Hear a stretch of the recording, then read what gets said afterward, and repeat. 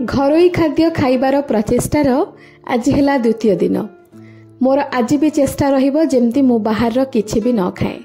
सकाळे उठी ब्रश कला परे मते भोक बहुत लागे, तेणुकरी आरंभ कली 2टी न्यूट्री चॉइस बिस्कुट रु, तापरे हल्का घिओरे सेका जाइथिबा परोटा खाइली किछि आचार सहित।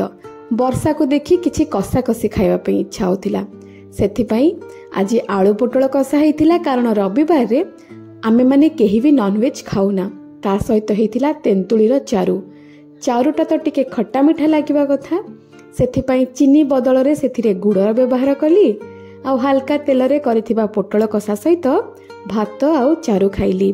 खरा बेलर खाइबा परे संध्या बेले किछि भी न खाइबी बोली निष्पत्ति नै टिके ब्लैक कॉफी बनै कि पीली, कारण निजको सतेज भी लागिबो आ लागिबो जे किछिता गोटे गरम पानी देह भीतर को गला।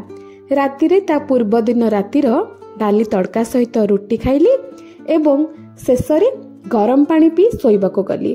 तड़का पाखरे थिबा खीर साकर को मु खाइनी, सेटा मो मम्मी खाइतिला। केही भी कमेंट्स रे किछि कहिबेनी।